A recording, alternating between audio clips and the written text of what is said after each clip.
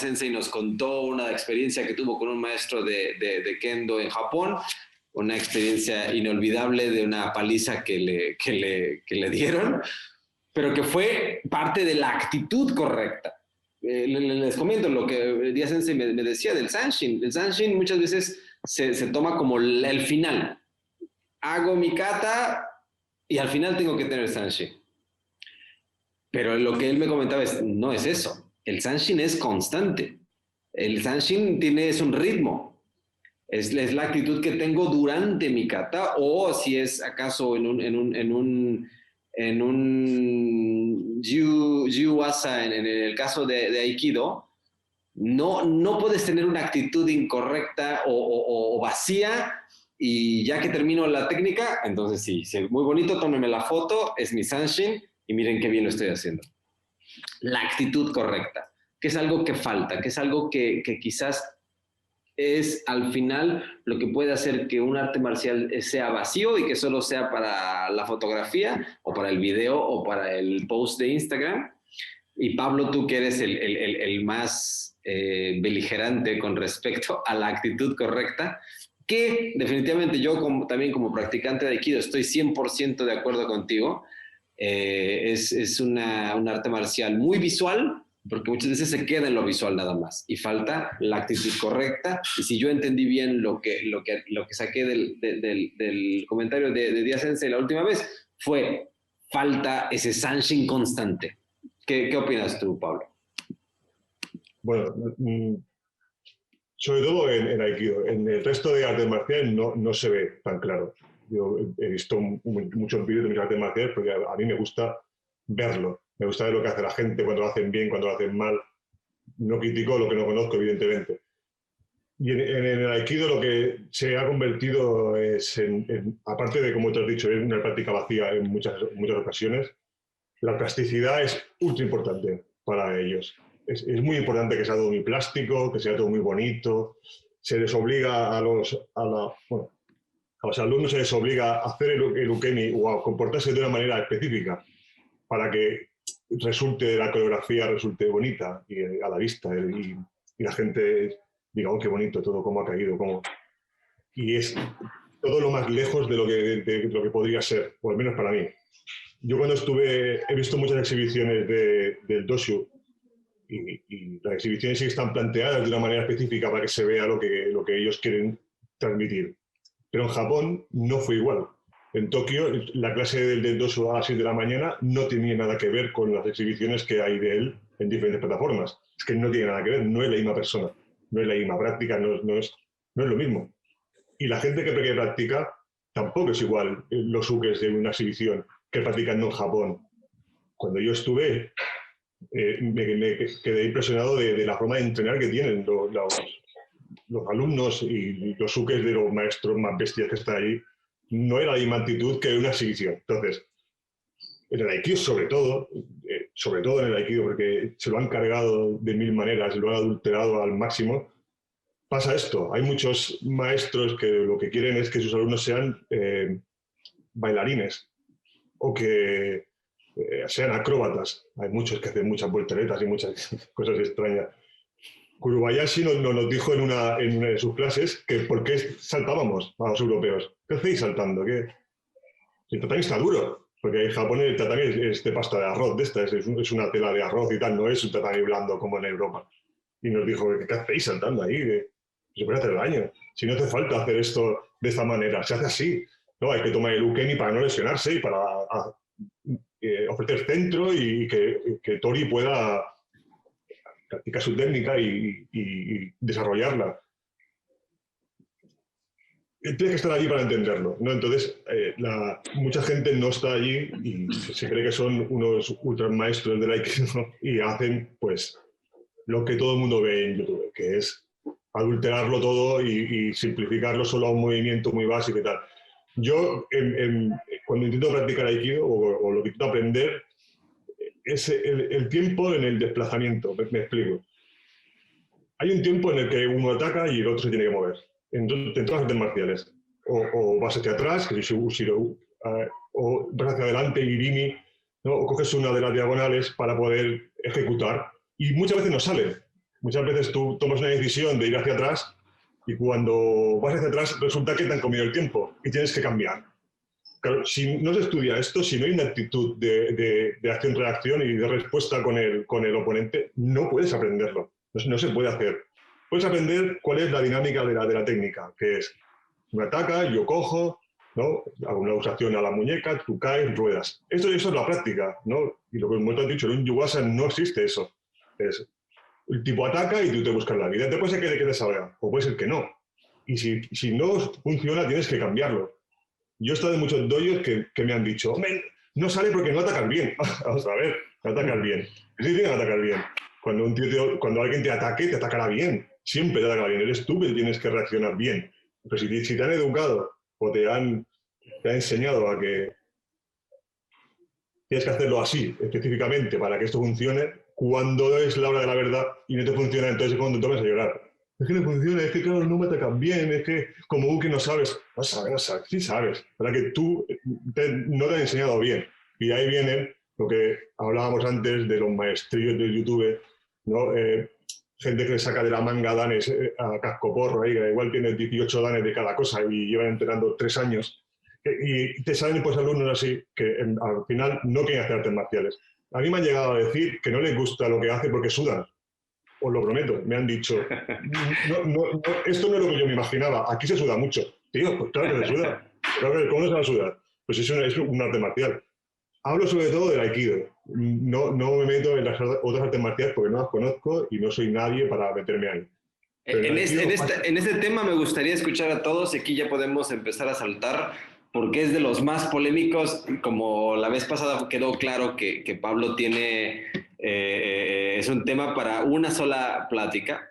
Y no sé, Díaz Sensei, si de esa experiencia en ese dojo en Japón hubo otra experiencia que a usted le haya quedado claro la actitud correcta. Yo la verdad es que tampoco soy un experto en Aikido, practiqué Aikido un tiempo, por lo tanto tengo un background que es una pincelada, pero es un pelo de un pincel. Pero por ejemplo quiero hacer un comentario sobre eso, porque me parece súper interesante lo que comentaba Pablo sobre aquello, porque finalmente uno ve, claro, en el Aikido toda esta gente que baila, pero nosotros en el dojo igual tenemos Aikido, y una de las cosas que a mí me pareció muy interesante del profesor de Aikido que teníamos nosotros, que es alumno de Gerard Blaise, probablemente tú lo puedes conocer, Pablo, que es francés, digamos, y él, una de las cosas que me parecía súper interesante dentro de su Aikido era que, bueno, cuando lo atacaban, si el ataque no funcionaba y quedaba ahí, el tipo va y te pega, no sé, una patada en el estómago, te pega te pega en la cara porque no funcionó, y si no hubiese funcionado te hubiesen golpeado de vuelta, así hubiese sido en la vida real. Entonces, a costa de eso, le va enseñando a sus alumnos, o sea, es como una cosa que yo por lo menos en el Aikido no lo había visto hasta que lo vi con el profe, que bueno, que es alumno de Gerard. Bueno, nosotros hemos tenido la suerte también acá en el dojo, hemos tenido a Gerard como 3 o 4 veces, creo yo. Entonces me pareció súper interesante ese approach al Aikido, que era muy distinto del Aikido típico que uno ve, que es como que voy corriendo así, por el amor de Dios, nadie hace esto en la vida, en la calle no te van a hacer esto. Ahora bueno, yo también en ese aspecto soy súper, en cuanto a la parte práctica del budo actual, del budó, ¿no es cierto? Más que del bujutsu, yo también ahí soy súper pragmático en ese aspecto. O sea, para mí, si a mí me dicen, ya, yo estoy aprendiendo Aikido y claro, o Kendo, por ejemplo, más aún en el Kendo, o sea, nadie anda con una espada en la calle. Claro, yo aprendo, tú aprendes, hacemos Yaido, tú sabes sacar una espada, probablemente cortando una dirección que tomándola correctamente vas a cortarle la cabeza a alguien. La espada tiene filo, es un machetazo de 1 metro. Lo más probable es que le puedas cortar la cabeza sin problema a alguien si lo haces en el ángulo correcto. Pero nadie anda con una espada en la calle. La persona que hace karate también, digamos, uno aprende golpes que son letales, pero nadie anda con la intención de ocupar el karate para esa situación. Eventualmente te vas a topar con esa situación, que es por lo que hablábamos antes, que mucha gente tiene este primer approach a las artes marciales, sobre todo a las de contacto, que son como entre comillas de combate, como el karate, puede ser el aikido, o para mí la más efectiva en la vida real es el judo, porque siempre vas a terminar abrazado en el suelo del tipo con el que estés peleando. Eso es como una máxima para mí. Siempre eso es lo que uno termina viendo. Yo nunca he peleado con nadie en la calle, pero ves que veo una pelea, los tipos terminan abrazándose en el suelo, que tú no sabes si se odian o se aman. Entonces, en el fondo, para mí el budo actualmente es más un camino de desarrollo personal. O sea, para mí, de repente que me digan, claro, la técnica tan purista como de que tiene que funcionar, para mí no es 100% necesario en cuanto a que es un camino personal. No es tanto como el Bujutsu, que ahí sí es solamente práctico. Yo practico Kendo, que es el arte moderno, pero también practico Kenjutsu. Es totalmente diferente el approach, la posición de las piernas, el movimiento que uno hace. Con esto, ojo, con esto no quiero que se me malentienda que hay que hacer las cosas mal. Las cosas hay que hacerlas bien. O sea, lo ideal es que funcione, por supuesto. Pero el paso, de hecho, el paso, digamos, del Bujutsu al Budo es precisamente ese, es cuando ya uno no puede andar con una espada en la calle, básicamente, ¿ya? El Jigoro Kano, que se le ocurrió, digamos, finalmente acuñar el término Budo como más transversalmente, porque ya en el fondo se da cuenta que la única forma de que el Budo subsista es a partir de transformarlo en un camino para aprender de nosotros mismos a partir de todas las cosas que nos enfrentan, de todas estas experiencias que nos enfrentan la práctica del Budo, la frustración, el miedo, ¿cómo se llama? Tener que tener esa capacidad resiliente de poder enfrentarse a uno mismo, de ser juzgado por otras personas, es una cosa súper complicada. Entonces, eso necesariamente te va a llevar a conocerte mejor, y al conocerse uno mejor va a ser finalmente una mejor persona. En el caso del Kendo se dice para la sociedad, digamos, para el conjunto social, uno al conocerse mejor, tú vas a saber cómo actuar, cómo desarrollarte y ser una persona íntegra. Yo creo que eso es muy parecido al moto de la gran mayoría de las artes marciales, porque todas vienen de una raíz común finalmente, que es de este proceso en el cual el Bujutsu se transforma en Budo, ¿no es cierto? Sobre esas experiencias, claro, muchas veces pueden ser súper chocantes, inclusive, sobre todo cuando son de la vieja escuela. Yo voy a contar igual nuevamente la experiencia que tuve, porque veo que Carlos quiere que la cuente. Está ahí, quiere acordar de mi sufrimiento. Bueno, la cosa es que, bueno, yo he tenido la suerte de aprender Kendo en Japón, ya he ido también, Kenjutsu, la gran mayoría de las artes marciales que yo practico ya en forma diligente de toda la vida, digamos, las puedo aprender allá. Entonces, uno al estar expuesto a la cultura japonesa, en definitiva, uno entiende como las formas japonesas de cómo se hacen las cosas, que son japonesas, no son occidentales, no son europeas, no son latinoamericanas, son otras formas. Nosotros acá, los seis, contándome a mí, en el fondo todos hemos estado expuestos a aquello. Yo creo que todos hemos ido a Japón a entrenar, y muchas veces puede pasar como lo que comentaba el Nico, digamos, que le pasó que en Colombia aprendió ciertas cosas, después llegó a Okinawa y era un cuento totalmente diferente de lo que él había aprendido. No me extraña, porque muchas veces pasa acá en Latinoamérica o en Europa, probablemente en Estados Unidos, que uno aprende de un maestro que aprendió de un maestro japonés probablemente en algún momento, y eso fue lo que aprendió. Y muchas veces está la barrera del idioma, o sea, lo aprendió mal porque no entendía lo que el viejo decía en japonés, y como lo aprendió, lo enseñó. Y eso pasa mucho en karate, sobre todo yo lo he visto acá en Chile, pasa muchísimo, porque no entendieron nomás. Y muchas veces el viejo japonés, yo lo he visto también en seminario, en Kendo también, que de repente el viejo le está diciendo, no es como se hace así en japonés, pero el tipo termina entendiendo que así es como se hace. Lo he visto muchas veces, y eso debe pasar en otras artes marciales. Entonces, para mí el Budo en general es eso, si bien es cierto, tiene que ser práctico, por supuesto, sobre todo en las cosas más de cuerpo. Yo lo veo como esta especie de desarrollo a través de las experiencias que hay. Entonces, una de las experiencias... Yo he tenido muchas experiencias en realidad, pero esta se lleva uno de los premios, ¿ya? Hay un dojo súper tradicional en Japón que se llama Noma Dojo. El Tomás lo conoce. Bueno, era un dojo antiguo, maravilloso, pero como toda la modernidad pasa por encima incluso hasta de la cultura y de las cosas que deberían ser intocables, pasó una carretera encima del dojo. Fue así de simple, lo tuvieron que desarmar y lo volvieron a armar arriba de un edificio. ¿De acuerdo? Que es el de Kodansha, que es la mayor publisher de libros, ¿cómo se dice? Editorial, la mayor editorial en Japón. Entonces es un dojo que también está súper ligado a todo lo que tiene que ver con la cultura japonesa en sí. O sea, desde los primeros mangas hasta los primeros diarios, todos prácticamente salieron de ahí. Era solamente la gente más culta era la que entrenaba en ese lugar. Pero fue un lugar que creó un caballero que se llamaba Noma Hisashi, que finalmente lo creó para que la gente de todos los dojos de Japón, de Tokio en general en ese entonces, pudiera entrenar ahí, porque en ese entonces habían varios dojos diferentes, súper rivales entre ellos, y a él lo que le pareció lógico era crear un lugar de encuentro que nadie fuera enemigo de nadie. Entonces cada sensei tenía un día en el cual enseñaba. Esto estoy hablando del inicio de este dojo. Entonces es un dojo con una tradición brutal en cuanto al kendo.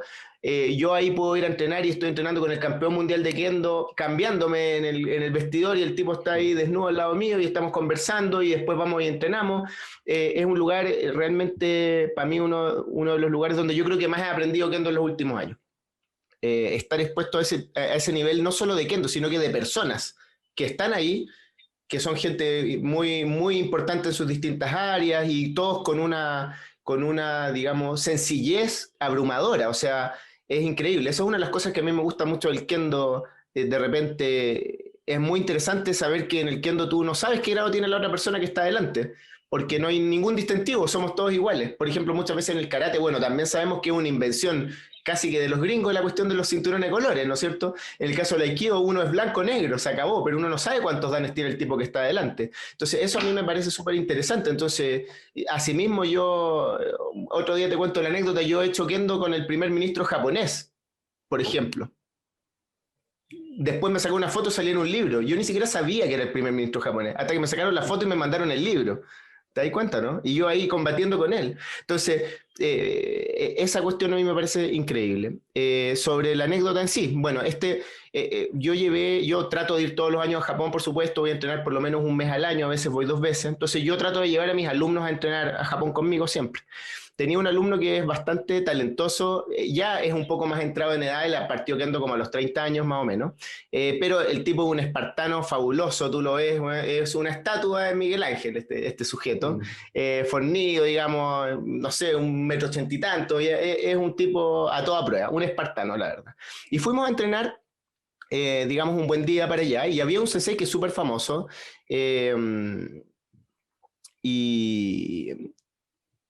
pero tiene una forma muy particular de hacer kendo. Él hace un kendo casi de pre-guerra mundial. O sea, el tipo es un samurái, ¿de acuerdo? En el kendo nosotros sabemos, todos los que practicamos, que para pegar en la muñeca pegas el koten, la cabeza el men, el do, esos son los puntos que valen. Pero para este sensei eso da lo mismo. O sea, el tipo te mataba. Él estaba con una espada, estaba en el campo de batalla japonés y daba lo mismo, te cortaba, no te pegaba. Te cortaba en la espalda, en las piernas, en la cabeza. Yo me acuerdo que debo haber estado entrenando con él, por ejemplo, unos 5 minutos, sin perder yo la compostura, por supuesto, porque como es un maestro, un octavo dan, digamos, además súper famoso, yo tenía que hacer lo mío, que era pararme y pegarle en la cabeza, derecho, correcto, manteniendo mi postura adecuada, haciendo el kei correcto, manteniendo el zanshin independiente de lo que sucediera. Y bueno, yo estuve así, dándole al viejo, yo le pegaba, pero el viejo en realidad le daba lo mismo, eso para él me mataba nomás. Yo pasaba, me pegaba en la nuca, pasaba, me pegaba en las piernas. Fue una masacre, la verdad. Duró como 3 minutos de sufrimiento. Pucha, no me puedo acordar del nombre del sensei. Tomás, ¿cómo se llama? Por favor. El sensei de Bélgica. El de los bigotes blancos. Hirakawa Sensei. Hirakawa Sensei. Una leyenda. El papá de él era samurái, ¿de acuerdo? Entonces, el viejo, la verdad es que yo era como 1.000 enemigos que él iba matando. Cada vez que yo pasaba, me cortaba de una forma diferente. Fue heavy. O sea, yo la verdad es que no fue aeróbicamente tan exigente como sí emocionalmente, debo decirlo. O sea, yo terminé agotado emocionalmente. Porque en el fondo daba lo mismo lo que yo tratara de hacer. Yo trataba de hacer correcto, pero a él no le interesaba. Él estaba delante de una serie de enemigos que él tenía que destruir, básicamente. Ni siquiera derrotar, digamos, sin piedad, sin ninguna piedad. Y bueno, yo termino de entrenar con él y termino bajo, siempre manteniendo una compostura, pero a prueba de balas. O sea, para mí es como que nada hubiese pasado. Sin embargo, por dentro estaba así, pero helado. Termina esta práctica, esta masacre, y uno de los japoneses que está afuera va y me abraza. Una cosa, ¿tú cachai cómo son los japoneses? O sea, no es como que un japonés desconocido te va a ir a abrazar. Es difícil que pases. El tipo llegó, me abrazó, me dijo, nunca había visto a alguien con un espíritu tan increíble, me dijo, es impresionante la demostración no sé, de kendo que mostraste. Yo no demostré nada, si a mí el viejo me destruyó. ¿Cachai? Pero mantuve la actitud en todo momento, pero ningún atisbo, yo no quebré la actitud. Y para mí eso, en el fondo, es como en japonés se dice un poco ijime, que es cuando te castigan, básicamente. ¿De acuerdo? Cuando te castigan a la mala, en mala onda. La cosa es que yo lo pude asumir sin ningún problema porque yo había estado en Japón y sé que en Japón la cosa es así. En Chile nosotros habíamos tenido un sensei que era así, que de hecho cuando llegó acá la mitad de la gente dejó de hacer kendo, fue así de simple, no pudo soportarlo. Porque el viejo le da lo mismo si era un niño de 10 años, le iba a pegar, y si era un señor de 65, le iba a pegar igual, si no lo hacía bien. Le da lo mismo. Él era la antigua. Yo lo entendía así y para mí no hubo un problema. Pero mi alumno después hizo también con Hirakawa Sensei, el espartano maravilloso. Bueno, Hirakawa Sensei obviamente barrió el piso con él, y me acuerdo que menos mal que yo igual después le expliqué, le dije, bueno, esto tú tienes que entenderlo y verlo desde este punto de vista, y obviamente después de Hirakawa Sensei a mí, tírenme al que quieran, a mí me da lo mismo, yo ahora te banco al que sea. Después de Hirakawa puedo aguantar lo que quieran, me da lo mismo, soy inmortal. Y obviamente yo le expliqué después al alumno, al Leo, que le mando saludos ahí si en algún momento de esto, y el pobre Leo, me acuerdo que después fuimos a desayunar y el tipo no podía ni siquiera masticar, porque el viejo le había pegado palos en la cara, derechamente acá, le pegaba acá, ya no le pegaba acá, como el Leo era alto y Hirakawa Sensei era más chico y no le alcanzaba la cabeza, bueno, no le alcanzo la cabeza, pero le alcanzo la mandíbula, pum. Le cortó la cabeza como 25 veces en los 2 minutos de terror que tuvo el Leo. Pero yo creo que después obviamente lo expliqué, porque yo a él lo vi un poco más afectado, como más en shock, por decirlo así. Y él también, especialista en artes marciales, es un profesor de educación física, como digo, un tipo súper preparado, pero no se había expuesto al kendo, entre comillas, real, porque tampoco me gusta creer que ese es el único kendo real, pero es una circunstancia muy real del kendo antiguo, y fue una circunstancia que a mí me marcó un poco, porque fue como súper folclórico dentro de todo. Yo igual estaba, como te digo, impactado, pero igual estaba preparado para aquello, porque ya había tenido situaciones similares. Pero esa vez la paliza fue brutal, debo decirlo. Estas anécdotas, y es un poco como esos grupos de autoayuda, un grupo de ayuda, no quiero decir como Alcohólicos Anónimos, pero es como de artistas marciales anónimos, porque yo estoy seguro, Sensei, que si esta anécdota la dice en un grupo de gente que no pertenece a las artes marciales, todo el mundo pensaría o le diría, pero ¿por qué estás haciendo eso? Pero ¿qué necesidad tienes de hacer eso? Y estoy seguro que cada uno de nosotros lo hemos escuchado.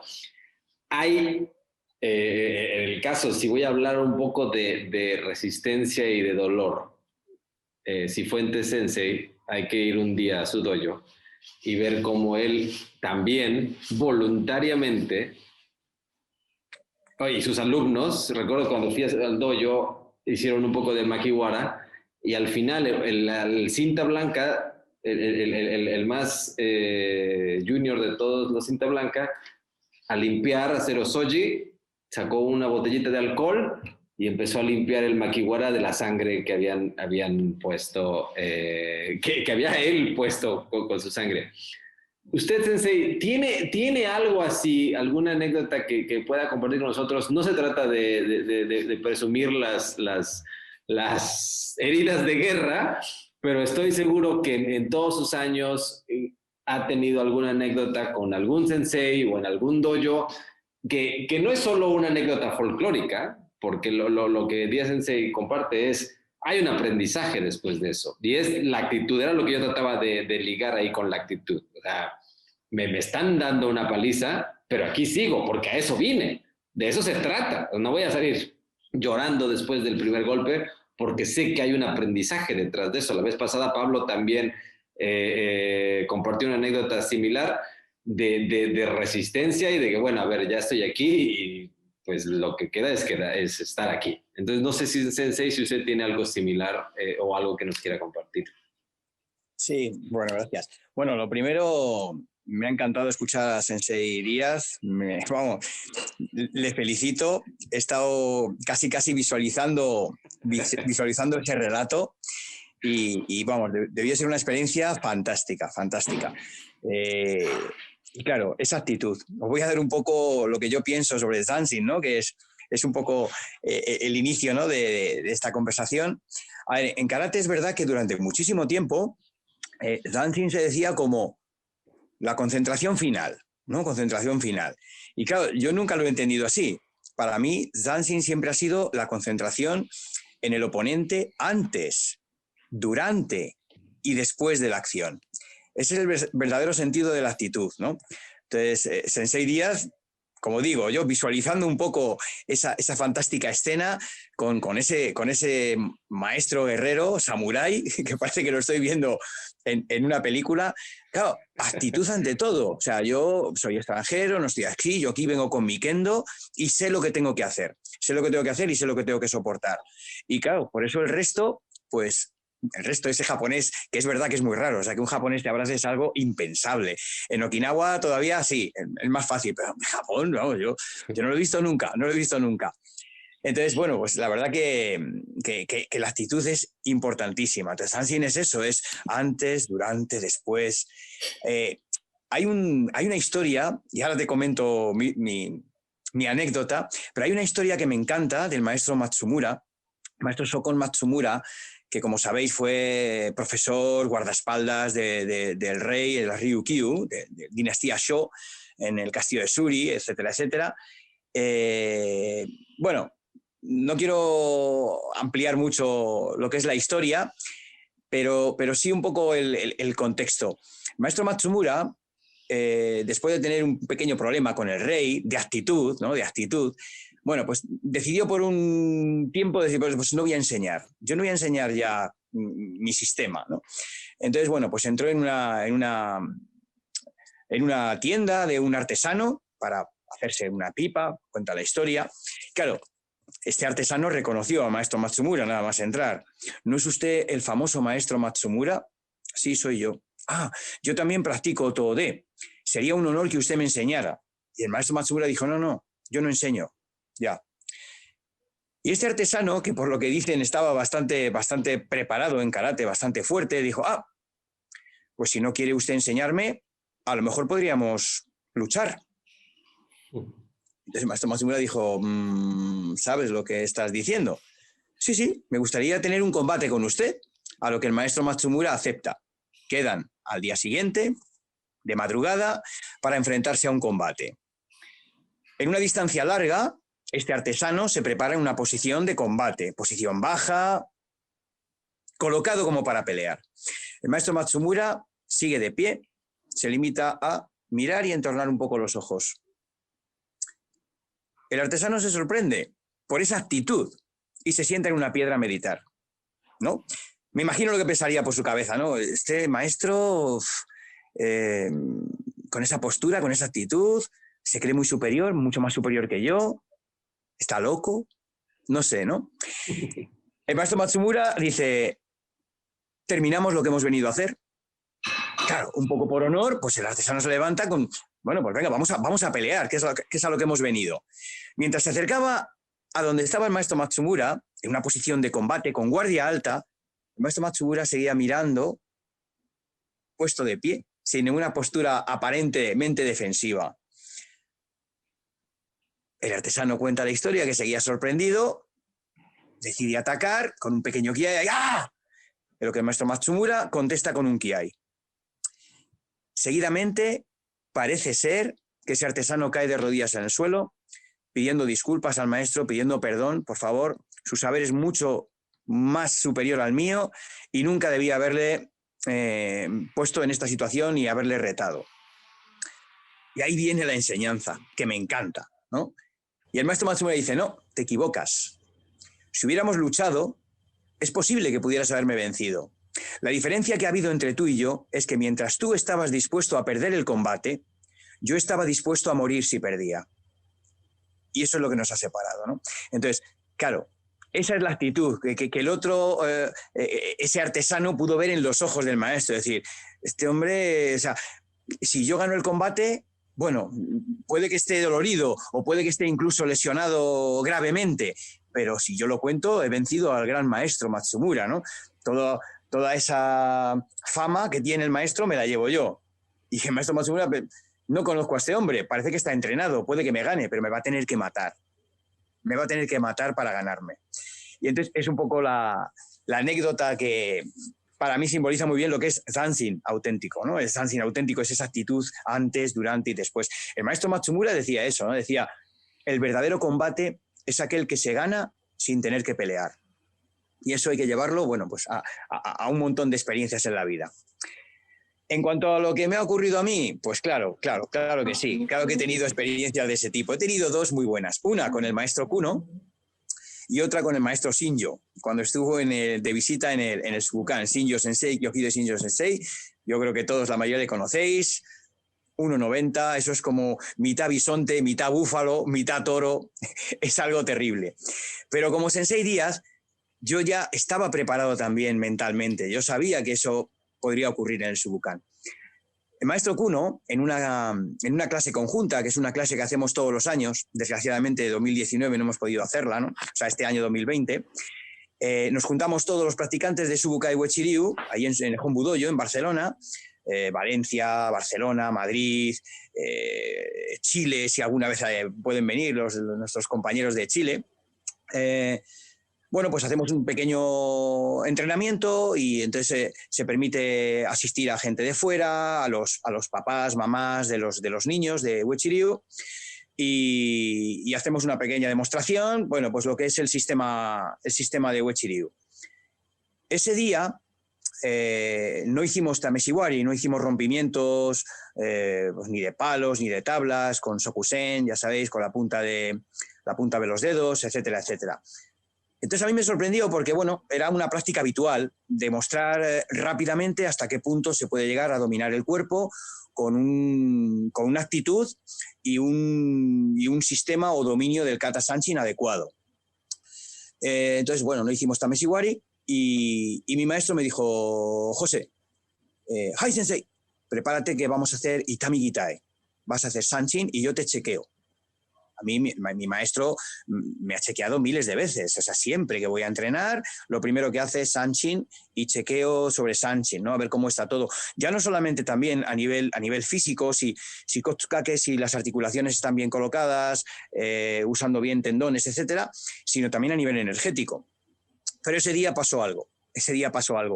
Yo creo que fue más, no sé, también la confianza que mi maestro tenía en mí, de que yo tenía un sanchin más o menos aceptable, porque aquello fue, ¿cómo definirlo? No se me ocurren palabras. No os imagináis la tunda que me dio, o sea, patadas, puñetazos con el antebrazo, en prácticamente todas las partes de mi cuerpo. Mi sensación fue como casi hasta agradable. Por eso no se puede explicar estas cosas a gente que no practica. Tú eres un masoca, tú te está pegando mucho y además te gusta. No, pero mi sensación era que yo era capaz de adaptar esos golpes, ¿no? No me dañaba ningún órgano interno y era capaz de seguir haciendo sanchin. Cuando acabé el kata, terminamos, saludamos. Antes de vestirme, ya sabéis que se practica sin la parte de arriba del karategi, antes de vestirme, mis alumnos, yo les veía que me miraban así con los ojos muy abiertos. ¿Qué pasa? Sensei, ¿estás sangrando? Digo, ¿que estoy sangrando? ¿Cómo? Sí, tienes toda la espalda llena de sangre. ¿Cómo voy a tener la espalda llena de sangre? A ver, mediante el sudor, mediante, pues eso, los impactos que me hizo Sensei Kuno, claro, muchas veces en el impacto se iba la mano, que yo no me daba cuenta, y probablemente con los dedos, con la uña, en algún caso, pues digamos que me arañó un poco, pero yo no notaba ni arañazos ni nada. Simplemente es verdad que cuando me miré en el espejo, pues eso, parecía la reencarnación de Bruce Lee en Operación Dragón. Estaba todo lleno de arañazos y de sangre.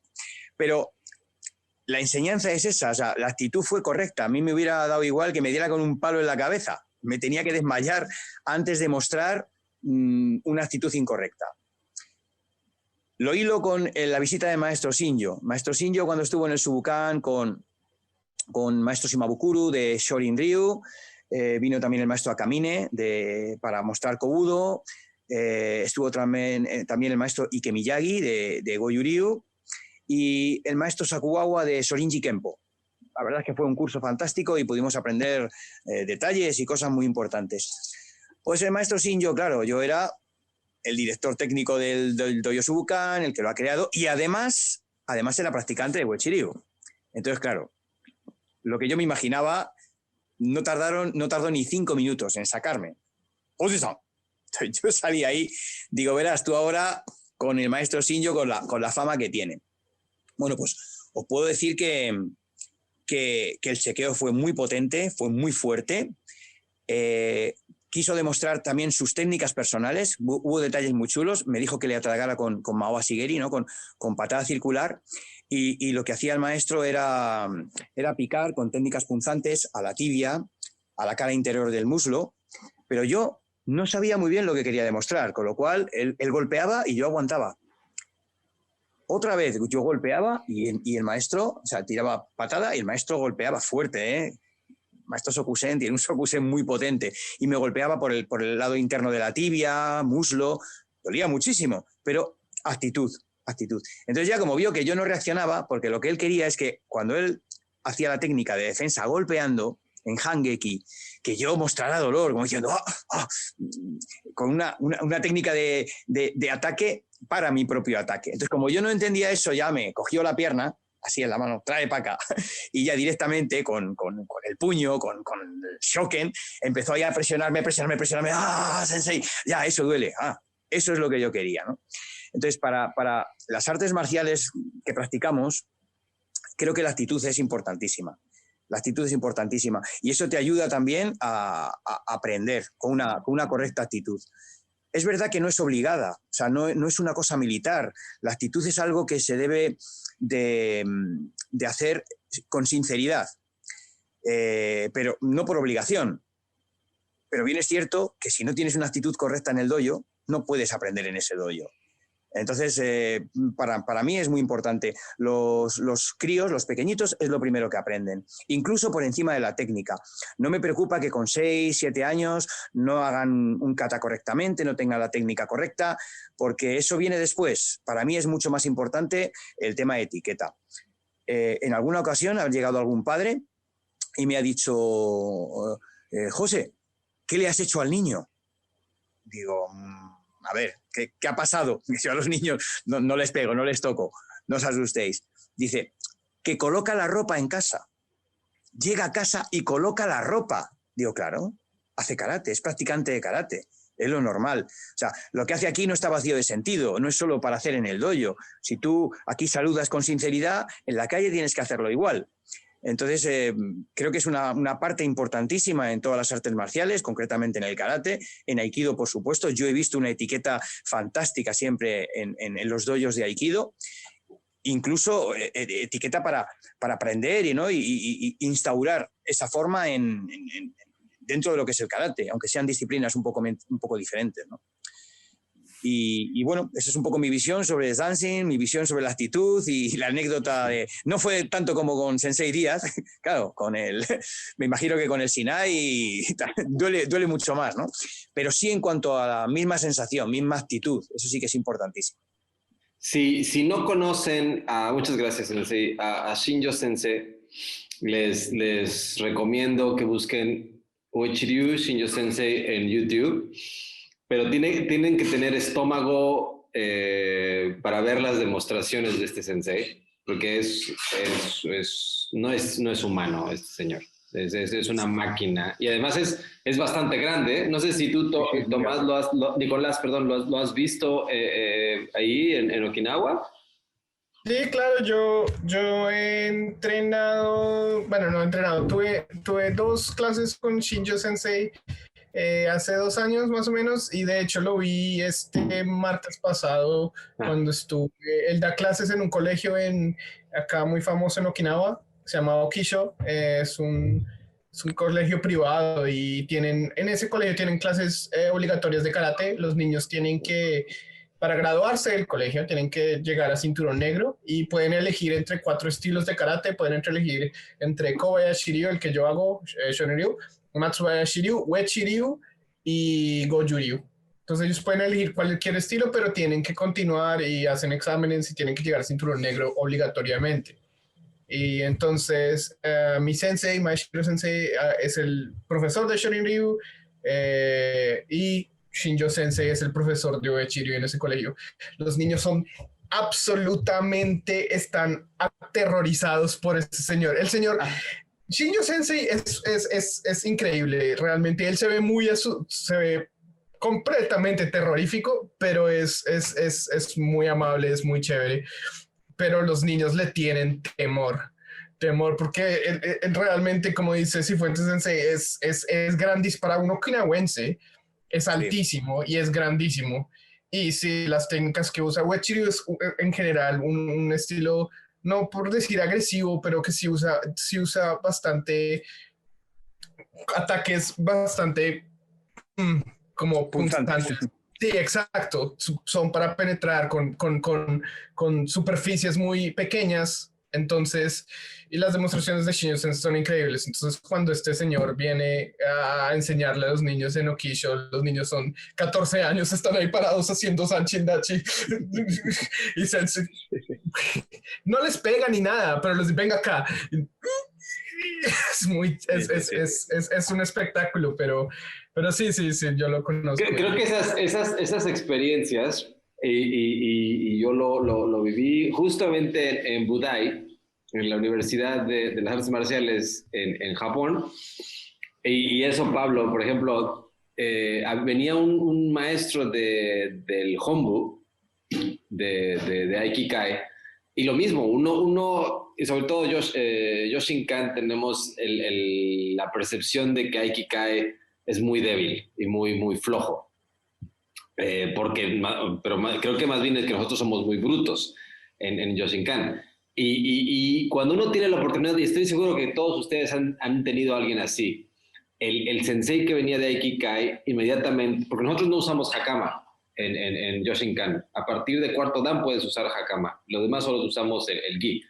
Entonces él sabía quién era de Yoshinkan, además en el cinturón viene marcado. Y él disfrutaba tener a alumnos de Yoshinkan porque sabía que les podía meter más caña.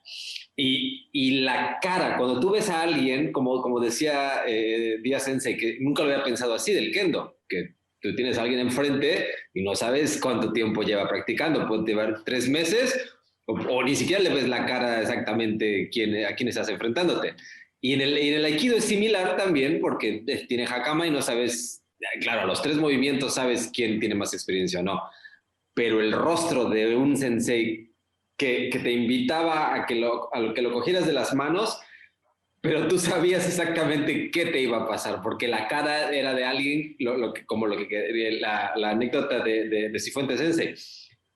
El momento en que tú vas voluntariamente a tomarle las manos a alguien que tiene una cara de psicópata, pero que lo aceptas por lo mismo. O sea, dices, bueno, a ver, o has visto cómo han tratado a alguien más y dices, bueno, pues no voy a decirle no. Si él me está invitando, quizás lo que tiene el Aikido, que ellos te ofrecen la mano y tú tienes que ir a cogerla. Entonces, era muy divertido ver la reacción personal al ver la cara de un psicópata que te está invitando a que te acerques a él y tú vas, encima tú vas. Pero bueno, son esas anécdotas que bueno, Pablo, tú comentaste una, nos compartiste una, no sé si tengas algo similar o algún sensei que te haya impresionado al verlo. Otra vez les digo, les recomiendo 100% que vean cualquier clip de Shinjo Sensei porque es increíble, es muy... es increíble. Pablo. A ver, yo he tenido varias también. En los seminarios internacionales siempre vas a ver a Shihans muy bestias, sobre todo el que más te gusta y tal. Yo tuve una muy buena con Sugano, que le falta una pierna también. También es una equipo que le faltaba una pierna, que era... Sugano el 6 tenía diabetes y no se cuidaba mucho y al final acabó con media pierna solo. Y incluso con la prótesis, empezó a explicar la clase y a cada grupo que había iba y hacía una intervención individual. Y con la pareja con la que yo estaba, era nuevo y le costaba mucho caer y tal, y vino y me cogió como ejemplo, ¿no? Y el irimi de un tipo con una pierna, pues te lo esperas pues a medio gas. Te esperabas pues, no sé, coges y su irimi va a ser la mitad de lo que debería haber sido. Pero claro, Sugano no era un simplón. Y con una pierna menos, una prótesis de plástico que tenía, me hizo un irimi que me dejó en el suelo un buen ratito. Me sacudió fuertemente y claro, cuando caes al suelo sin esperarte esa entrada, pues no te preparas. Y ahí recibí un impacto bestia y fue una sensación muy, muy guapa. Además, de qué manera hizo el cambio de peso para poder meterse en mi tiempo, si una pierna, me hizo ver un poquito, ¿no? que todavía nos queda mucho, que estamos muy limitados, ¿no? Los que nos estamos iniciando en esto, aunque tengamos las dos piernas y él tuviese solo una. Claro. Y la anécdota más para mí la más gratificante, ¿eh? También fue en Barcelona en un curso con Shibata, que ya la expliqué la otra vez, practicando, éramos mucha gente, y en una de las caídas el Ukemi cayó al suelo y encima me cayó otra persona, me dio con el talón en la cabeza y me dejó un ratito, ahí está Burnit, me dejó un poquito desconcertado. Shibata lo vio y como me levanté, me cogió y me dijo, ven, ¿no? Y en agradecimiento al haber resucitado del impacto que me dieron en la cabeza, me sacó para explicar técnica, pero resulta que el tipo le dio por explicar un concepto de técnica, no una técnica en concreto. Entonces yo no sabía qué iba a pasar, no sabía por dónde iba a salir, y aparte me dolía la cabeza, me pegó una patada en la cabeza, un talonazo que duele bastante. Y empezó a darme y estuvimos, yo qué sé, 5 minutos, para mí parecía una hora lo que estuvimos, pero estuvimos 5, 7 minutos, no sé cuánto estuvimos. Y el tío, Shibata Sensei fue compañero de Chiba Sensei también, que fue el fundador de la Virankai, que es uno de los más sanguinarios del Aikido de Kikai que yo conozco y que yo haya visto. Gente muy dura, muy fuerte, con técnicas muy severas, y aparte hacen muy bien las armas, sobre todo hacen Aikiken, muy bestia también de la Virankai, que tiene su propio estilo. Bueno, pues me sacó, me agradeció el resucitar dándome una paliza de 8 minutos o de 7 minutos, no me acuerdo cuánto fue. Y el tema era que ellos agradecen, o al menos lo que hablaban de los maestros japoneses y tal, de la concepción de las cosas que tienen diferente a la nuestra, agradece mucho el esfuerzo y que tú, aunque te haya hecho daño o estés cansado y tal, que sigas insistiendo, que te levantes, que empujes. En el Aikido te caes y tienes que levantarte, no te puedes caer en el suelo. O sea, la actitud es te caes, te levantas todo el rato. Y agradeciéndome este esfuerzo, me machacó durante un buen rato y fue espectacular ver de qué manera no hacía técnica, solo hacía entradas, salidas, te ganaba el tiempo, te desequilibraba, te volvía a coger. Y esa experiencia fue muy guapa. Cuando salí de ahí entendí que me quedaba mucho todavía y sí, tengo que decir que a raíz de eso me cambió un poco la percepción de lo que yo estaba aprendiendo. Yo ya no quería aprender a hacer técnicas, Nikyo, Ikkyo, Sankyo, cualquier otra técnica de control, Iriminage, todo esto ya no me interesaba en sí mismo, en lo que es la repetición de las técnicas. Me interesaba más el timing, el tiempo de reacción, el desequilibrio con el otro. A partir de ahí empecé a estudiar otro tipo de Aikido. En ese momento me cambió el chip. Y se lo agradezco mucho a Shibata que me hubiese machacado ahí esos 8 minutos. Es de agradecer. Hace poco, cuando hablé con este chico de Brasil, Leo, y hablamos un poco de esto y hablamos de la resiliencia, que veamos, también lo platicamos la vez pasada. Y él me dijo un concepto, y a mí quiero preguntarte a ti, Tomás, pero antes de que se me vaya por lo que tú dices, Pablo. ¿Saben esta frase en Japón de si te caes 7 veces, te levantas 8 veces? Y él me dijo algo muy interesante. Claro, él tiene una experiencia totalmente distinta a la nuestra, porque él nació sin una pierna y encima empezó practicando Kyokushinkai. O sea, empezó por la puerta difícil y dura. Y él me decía que su forma de ver esa frase de caerse 7 veces, levantarse 8, o de la resiliencia que pueden tener las artes marciales, él decía, es que no es resistir, no es volverse un costal de golpes, es caerse y levantarse mejor, que es justamente lo que le pasó a Díaz Sensei, lo que le pasó a Cifuentes Sensei y lo que te pasó a ti. Y estoy seguro que a Nicolás y a Tomás ha sido similar. No es... e incluso fue un poco una crítica a la sociedad japonesa. Este chico también vive en Japón, que era En Japón muchas veces se lo quedan y se lo quedan y se lo quedan y se lo quedan y eso se vuelve una bomba de tiempo. Pero la verdadera resiliencia es resisto, tomo y mejoro. Y justo ahorita terminaste diciendo eso, Pablo. Esa experiencia te hizo abrirte a una forma distinta de ver el aikido y de practicarlo distinto, ¿no? Y creo que ese es el valor que puede tener la práctica. No es de sadomasoquismo, como decía el sensei, sino es de aprendizaje. Esa experiencia de sensei, cualquier otra persona, claro, con alguien con más experiencia ya lo aprendió. Ya sabe que es una lección, quizás la mejor lección que uno puede recibir, que es esa. Mucha gente en otros, los deportes no incluyen eso, pero las artes marciales es parte fundamental del aprendizaje, es eso. Tomás, no sé si tú tengas una experiencia similar.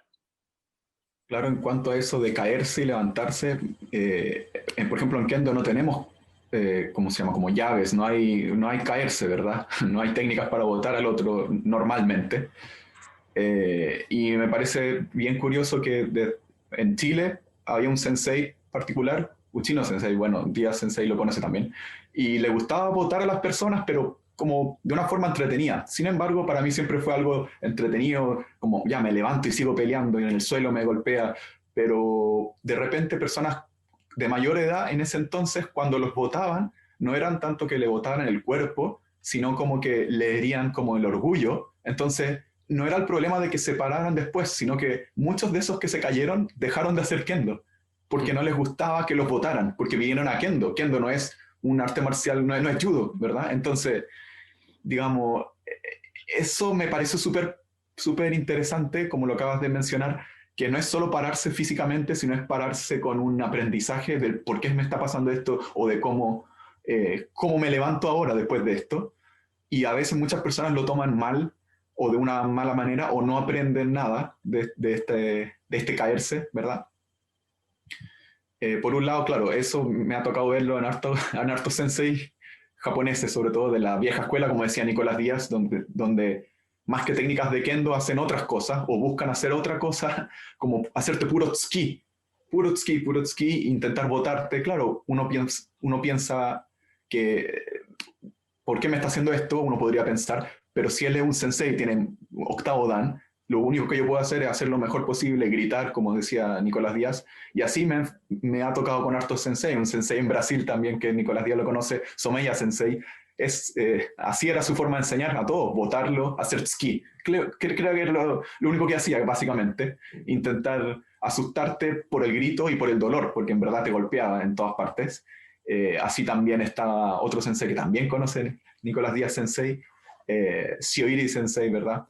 Que su kama era tan fuerte que uno se quedaba enterrado, pero muchas veces uno queda enterrado abajo del mendare que te protege aquí el cuello, lo que significa que tu cuello recibía el shinai completamente con tu fuerza del cuerpo que iba a atacar, y así yo vi gente que caer desmayado después de ir a atacar men, quedarse clavado y caían desmayados. Entonces, levantarse después de eso requiere no solo recuperar ¿verdad?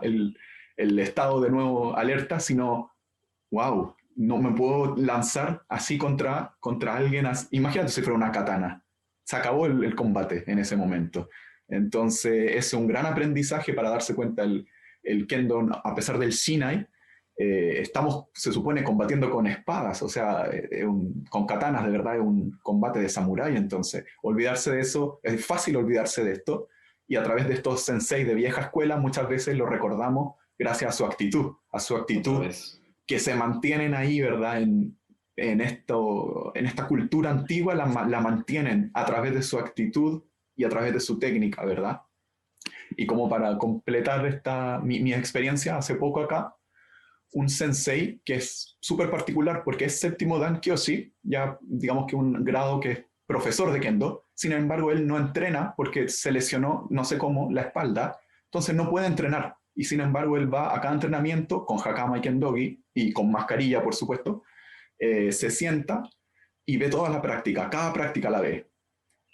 Y ese sensei, su presencia ya es, yo sé que está ese sensei viéndome, Y el entrenamiento, la atmósfera cambia solo porque está ese sensei presente, aunque no esté entrenando. Y ese sensei le encanta el kendo, entonces uno lo puede sentir.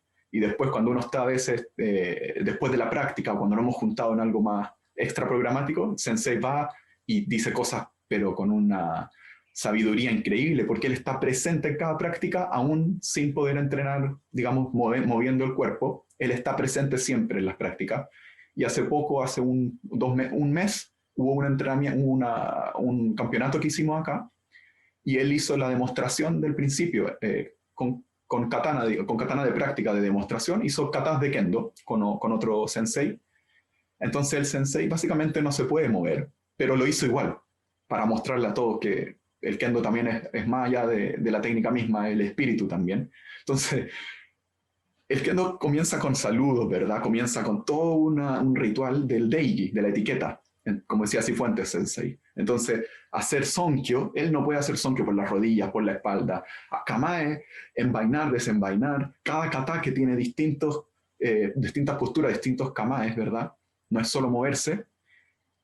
Uno podía verlo oírlo. Uno podía ver que gemía en cada postura que tomaba, que lo hacía de todas maneras, hacía perfecto todos los katas, lo hizo como son cada kata, no es que no lo haya hecho, pero uno podía ver que va más allá del dolor, ¿verdad?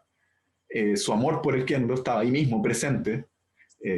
No es una cosa de quién es más fuerte, ¿verdad? En la técnica, sino él mostraba ahí la actitud correcta en cada kata hasta el final, hasta el saludo final, moviéndose con dolor, en el saludo final también todavía gimiendo, y hizo todo el saludo perfecto, incluso en Seiza se sentó, hizo todos los saludos, ¿verdad?, de demostración, que es más largo que lo normal del kendo.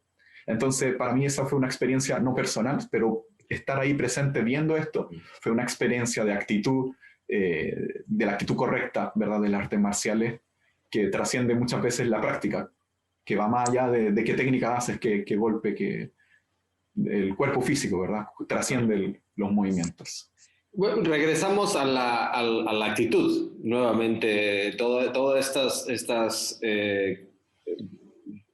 opiniones han sido de regreso a la actitud, y me gustó mucho lo que dijiste ahorita del ego.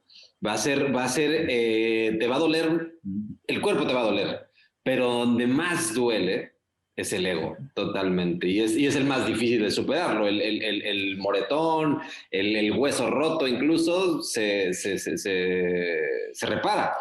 Pero el ego es el que más cuesta, y hay gente que no lo supera nunca. Que es muy difícil la humillación, el verlo también.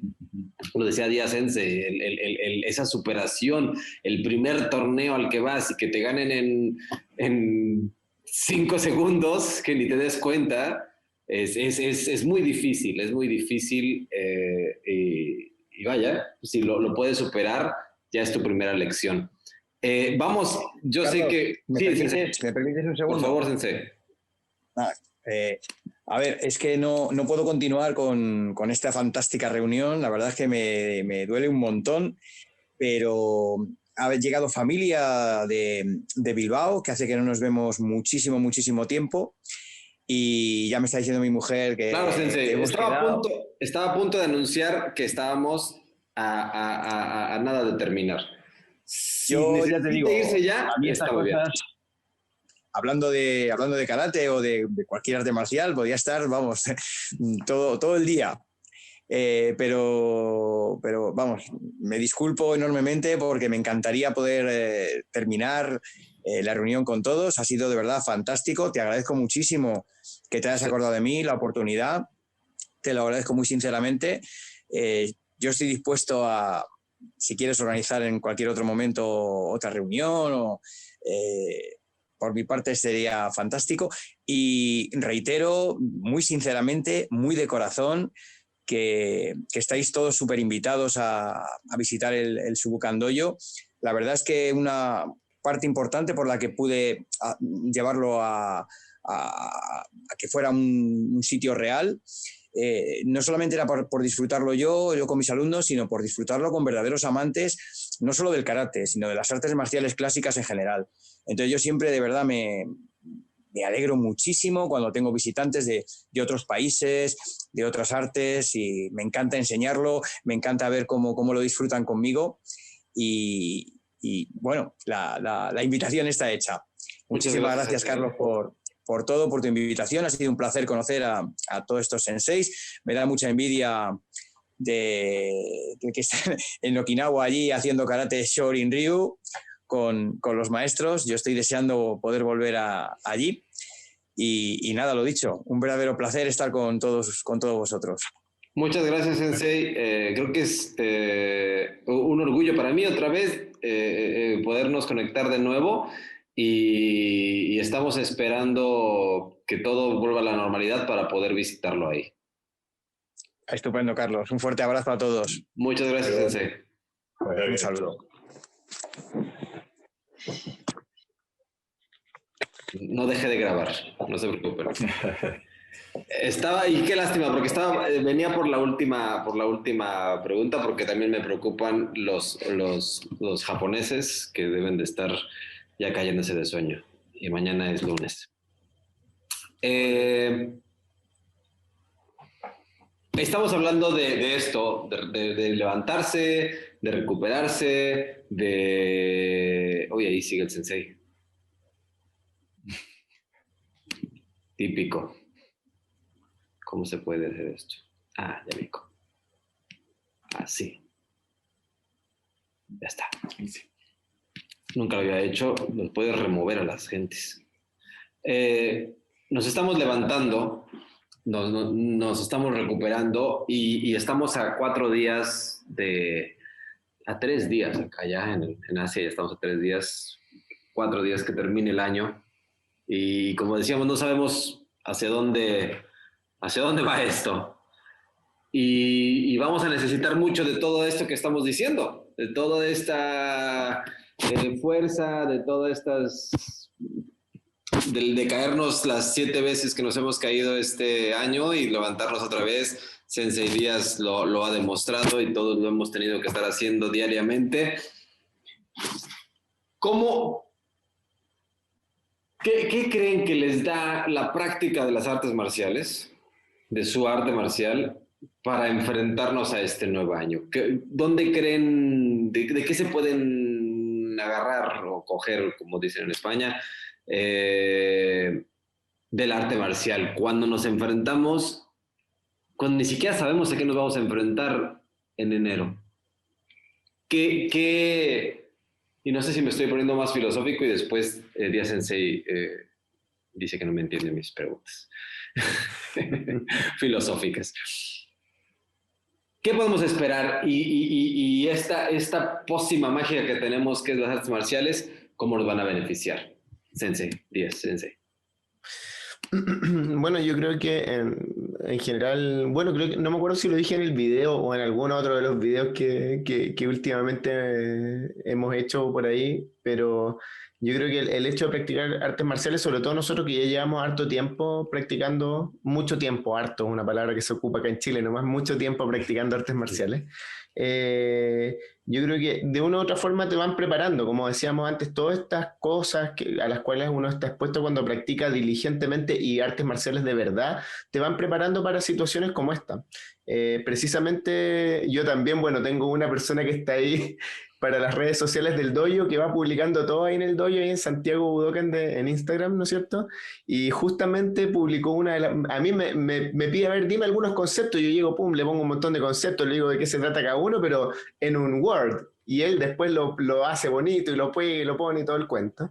Y una de las cosas que me parecía interesante, un concepto que justamente compartimos hace un par de días, que es el Heiyō-shin, que es como tener la capacidad de tener una mente tranquila ante cualquier tipo de adversidad. Yo creo que un practicante de artes marciales ya con experiencia va logrando eso, obviamente dentro de su propia disciplina, porque uno al tener más conocimiento, tú puedes estar más tranquilo. Cuando una persona es nueva, está nerviosa, está preocupada, no sabe, pero la verdad es que lo curioso de las artes marciales, que a mí me parece súper interesante, es que realmente se puede extrapolar después a situaciones de la vida diaria, como son, tú te ves expuesto a todas estas cosas molestas a través de la práctica. Después, cuando necesariamente te las topas en la vida real, tu percepción, también, como ya lo hemos dicho mucho, la actitud, pero la forma en la cual abordas los problemas cambia mucho. Lo que comentaba, por ejemplo, Cifuentes Sensei antes de los niños, ese comentario que le hicieron a él de los niños, yo lo recibí un montón de veces. O sea, los papás dicen, pero ¿qué le hiciste al niño? ¿Por qué ahora está ordenado, ahora hace caso, o se comporta mejor en el colegio? Entonces, una cosa, los niños yo siempre lo he visto que son como los más, entre comillas, influenciables tanto de los aspectos o de los estímulos positivos como negativos. Entonces ahí como profesores tenemos que tener mucho cuidado en ese aspecto, que eso yo creo que da para otra discusión en otro momento, que es súper interesante. Que de hecho fue de lo que tuve que escribir un poco cuando hice el Denshi, Tomás, ahí de repente te toca, no sé si el tema va cambiando todos los años, pero fue súper interesante, que era como el mindset del instructor. Yo creo que nos va preparando igual para poder abordar estas situaciones como con un poco más de tranquilidad, siempre sabiendo que en el fondo hay cosas que uno puede controlar y otras que no. Yo creo que eso ya un artista marcial de por sí lo sabe, ya cuando tiene tiempo practicando. Esta es una situación que nos tocó a todos por igual. Yo no puedo ponerme a llorar por la pandemia porque no se va a quitar porque yo me ponga a llorar o porque me deprima. Si bien es cierto, yo creo que todos en algunos momentos hemos estado un poco deprimidos este año. Yo creo que a mí por lo menos, yo tengo que ser sincero, y hay momentos en los cuales he estado así, pero aburrido o como que no sepa qué voy a hacer en el futuro, ¿no? Y como que uno tiene un poco de incertidumbre, pero no por eso te quedas ahí, sino que superas eso y tratas de buscar alguna forma o sobrellevarlo porque sabes que no hay nada que hacer y tú haces lo mejor que puedes hacer dentro de lo que tú sí sabes que puedes controlar. Entonces eso te va ayudando como en una forma de actitud para poder abordar el problema de una mejor forma y por lo general uno se lo trata también de transmitir también a la gente que tiene alrededor.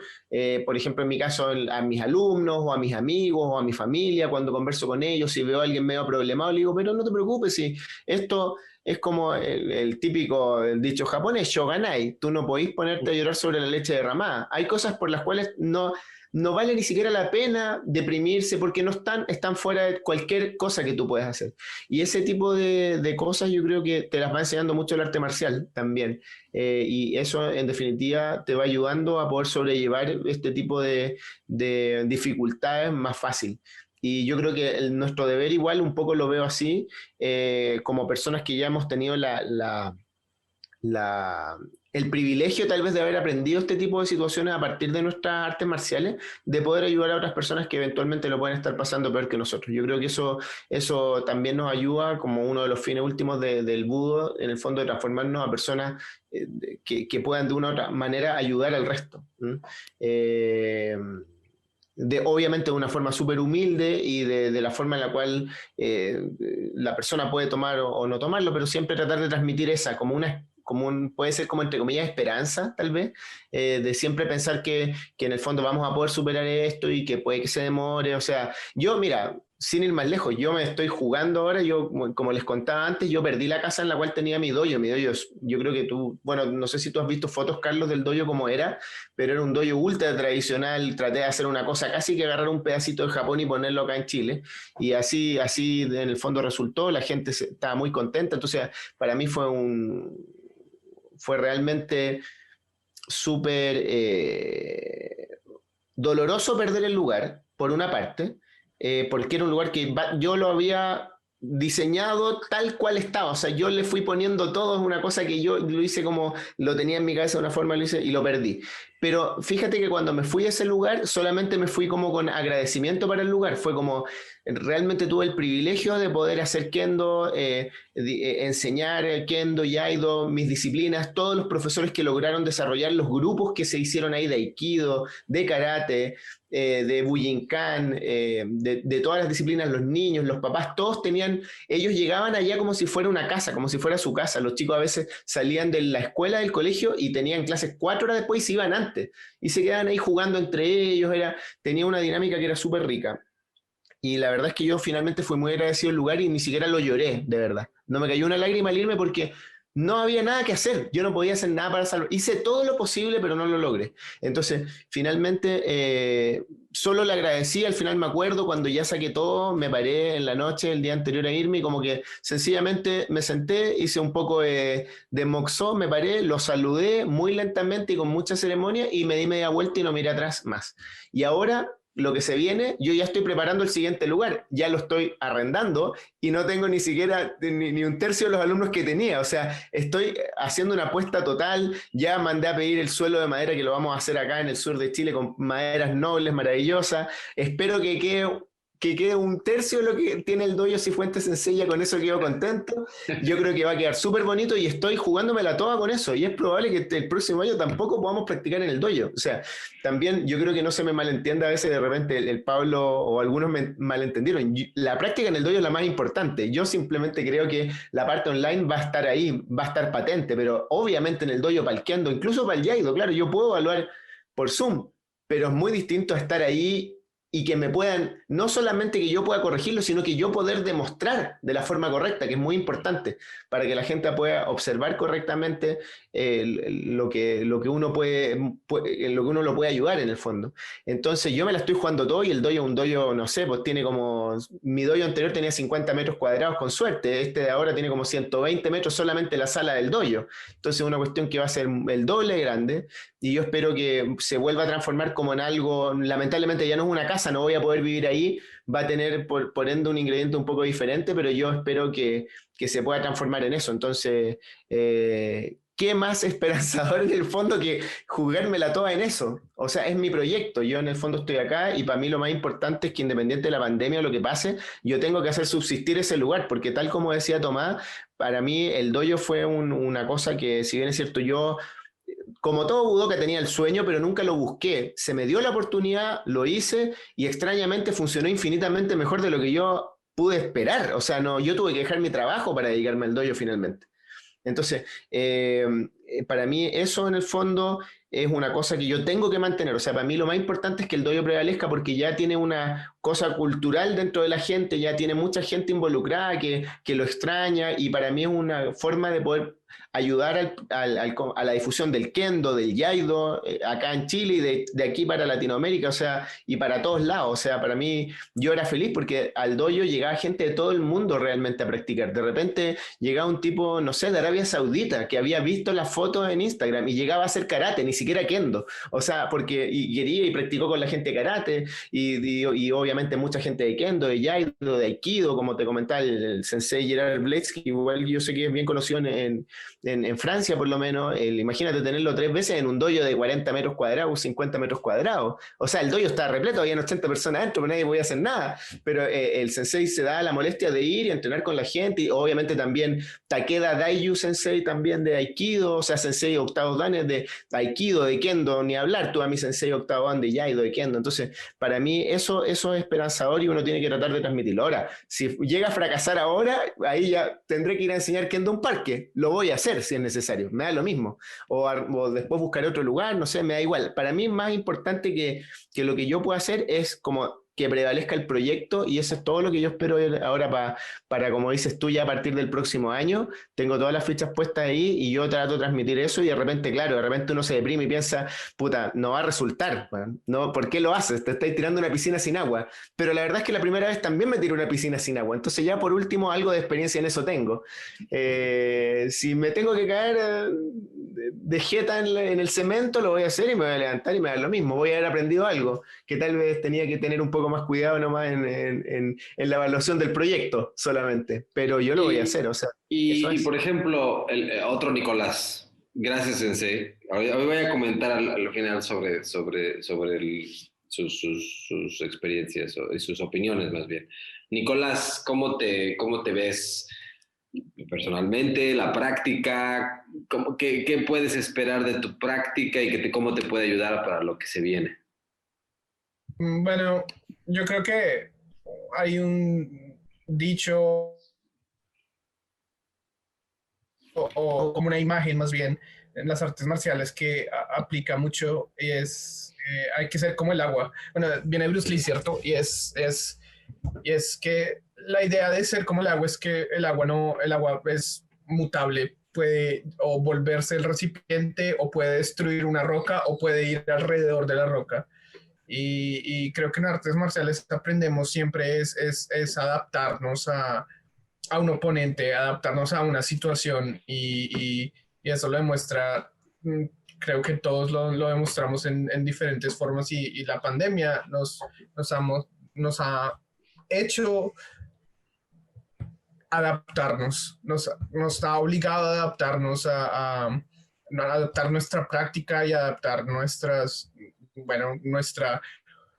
la forma en la que vivimos, la que vivimos y la que hacemos las cosas. Y sí, entonces es eso, yo creo que la gente que hace artes marciales que se enfrenta, o bueno, cuando nos podíamos enfrentar a un oponente físico, si mi objetivo es, por ejemplo, en judo, llevarlo al piso, no siempre, bueno, intento hacer un uchimata, pero el uchimata no me funciona, entonces no es seguir haciendo lo mismo, sino buscar cómo rodear esa defensa.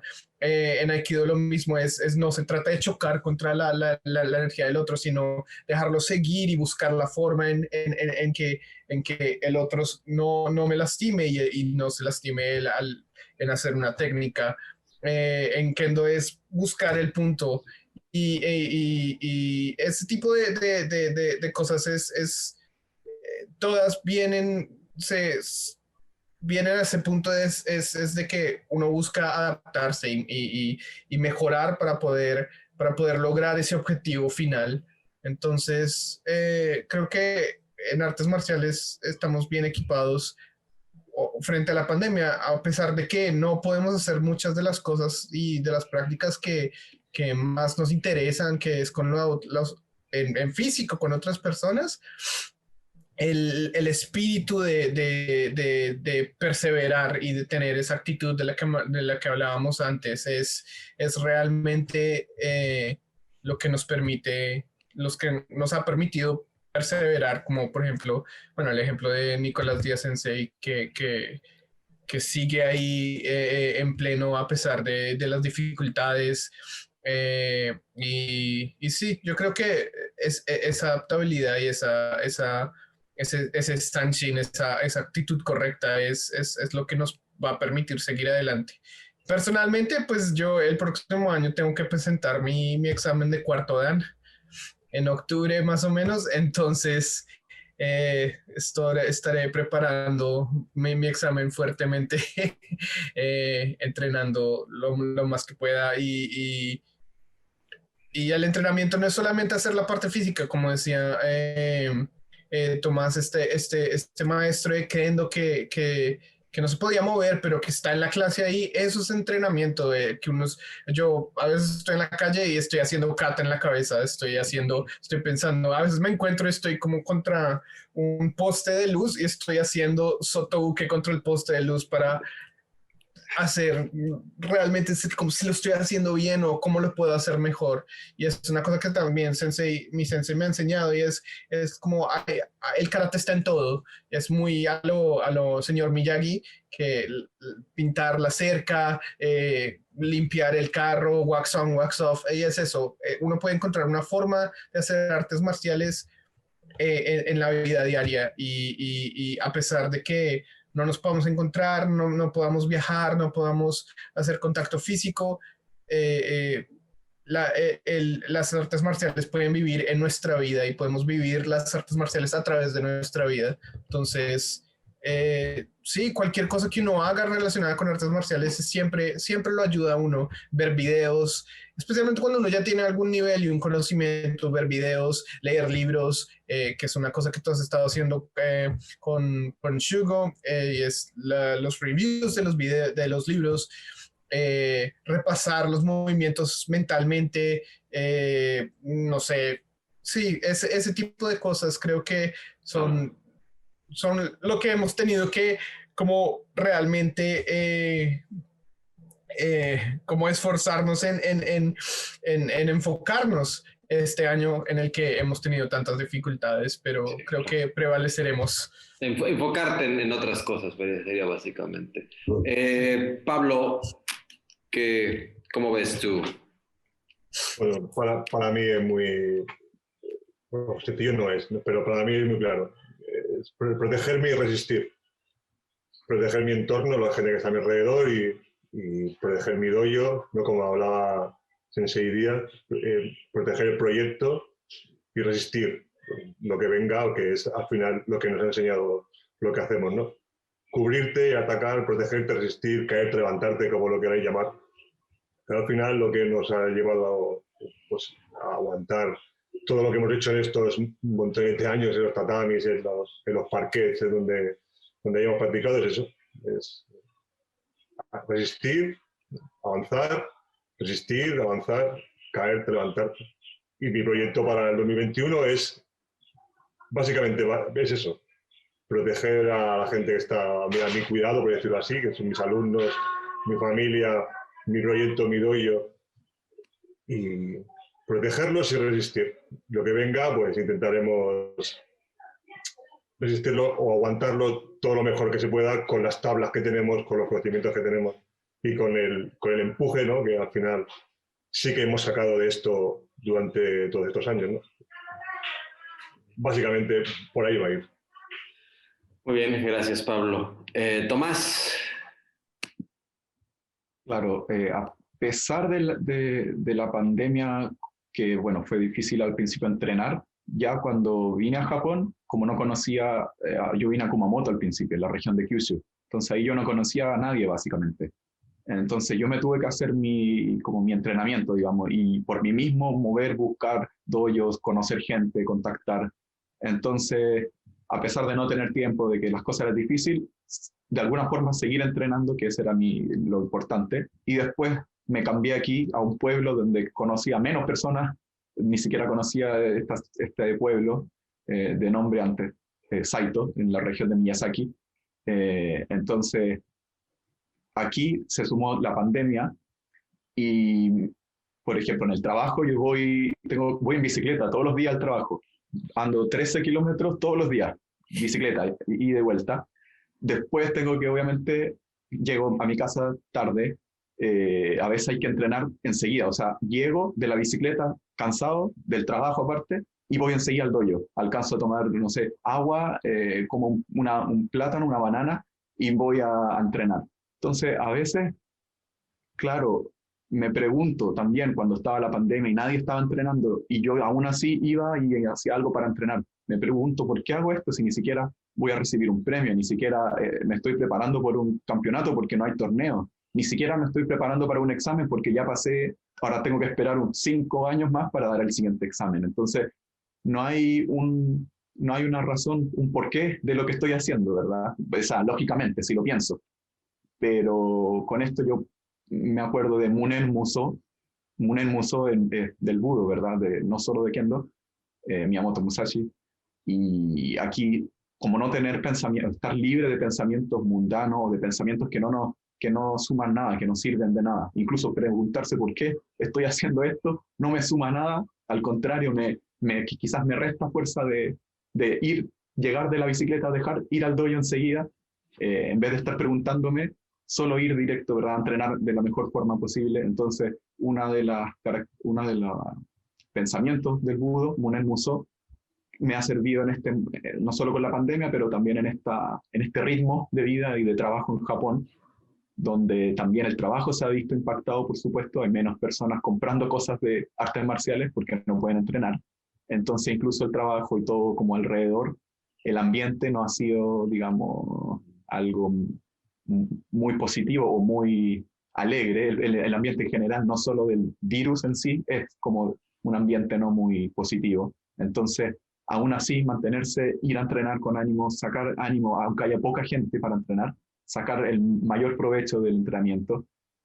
Y eso me lo ha enseñado la misma arte marcial, el mismo Kendo, es el que me motiva a seguir haciendo Kendo, y creo que esto es súper positivo en cualquier área, no solo en artes marciales. Cuando la vida es difícil, como ahora, y uno se pregunta por qué seguir viviendo, por ejemplo, ya sería una pregunta al extremo, ¿por qué seguir viviendo si no hay sentido o no hay significado o no hay un proyecto quizá armado o qué sé yo?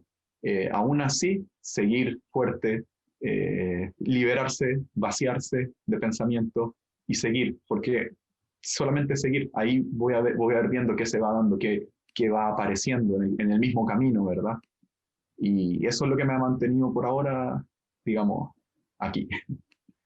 Muchas gracias. Wow. Yo dejé esta pregunta al final porque era la que yo consideré más profunda y para respuestas más profundas.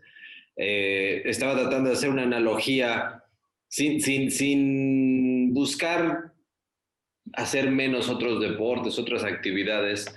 Al contrario, estaba buscando alguna actividad que fuera similar a lo que hacemos. Y la única que se me ocurrió fue los escaladores de montañas, la gente que sube el Everest, que es lo mismo. El objetivo, visto racionalmente, es el más absurdo, porque van a subir para después bajar. Pero lo que nosotros hacemos es como si fuera una montaña que jamás va a terminar. Y lo sabemos desde el principio. Bueno, quizás no desde el principio, pero a la mitad del camino ya nos dimos cuenta que esto nunca se va a acabar. Y que vas a seguir caminando, y esto no termina. Yo recuerdo mucho, yo tengo también, desde que recuerdo de practicar artes marciales y encontrarme a un compañero de la escuela. Hey, ¿cómo estás? ¿Qué haces? Vengo del dojo. ¿Todavía sigues haciendo eso? Y era un impacto de, ¿por qué lo sigues haciendo? Yo pensé que era una locura tuya que se iba a terminar en un momento y ya no lo ibas a hacer. Pero mi pensamiento era de, no lo estoy haciendo por justo lo que tú dices, Tomás. A mí no me van a dar un premio, no voy a ganar un trofeo, no estoy no estoy entrenando para competir nada. Que lo hace todavía más difícil. Levantarse a las 5 de la mañana para estar con Día Sensei. Y además es pararme enfrente del Zoom. Ni siquiera es ir a un dojo, es enfrente de una computadora. Que lo hace todavía más difícil, pero que todos sabemos que hemos tenido muchas veces ese sentimiento de, hoy no. Pero una hora después te sientes increíble y al día siguiente lo vas a volver a hacer. Entonces, pues no sé, yo me he sentido igual y creo que además con cosas como esto de Shugyo y haberlos conocido a ustedes y otras personas que practicamos artes marciales distintas, que vivimos en países distintos, pero que se siente tan bien conocer, no sentirse solo subiendo esta montaña, que sabes que hay otros que están en lo mismo y que se siente bien, que dices, pues no soy el único loquito que está haciendo esto, ¿no? Y es esperanzador, como decía Sensei, que hemos estado practicando y que hemos tenido las palizas, que hemos tenido las lesiones, que hemos tenido estas preguntas, yo me imagino así los 13 kilómetros y después todavía tengo que llegar y ir a practicar. Este es un reto más, este es un examen más, ¿no? Este es un uke más que vamos a tomar, este es un keiko que tenemos que hacer más largo y una kata terrible, y lo que sea necesario lo vamos a hacer y vamos a salir vivos. Ya está, no pasa nada, ¿no? Creo que sería eso. Chicos, no sé si quieren añadir algo más. Casi estamos a unos salditos de tiempo, media hora. Perdón a los de Japón. Tuvimos ahí un invitado especial que vino, más que karate fue ninja, porque vino y se fue, desapareció. Un gusto verlos nuevamente, un gusto escucharlos nuevamente. Ojalá y sigamos en contacto, podemos hacer otro. Este video yo creo que van a ser dos entregas, dos partes, porque otra vez nos extendimos un poco. Pero hay mucho de qué seguir discutiendo. En verdad espero poderlos ver en persona. Los que están en Japón todos nos tendríamos que ver en Tokio, todos, que es más fácil. Yo conozco muy buenos izakayas ahí. Y si no, bueno, en Chile, en Barcelona, con Pablo me encantaría practicar y hacer mi examen de IAID un día enfrente, no enfrente de la computadora, sino en persona, ¿no?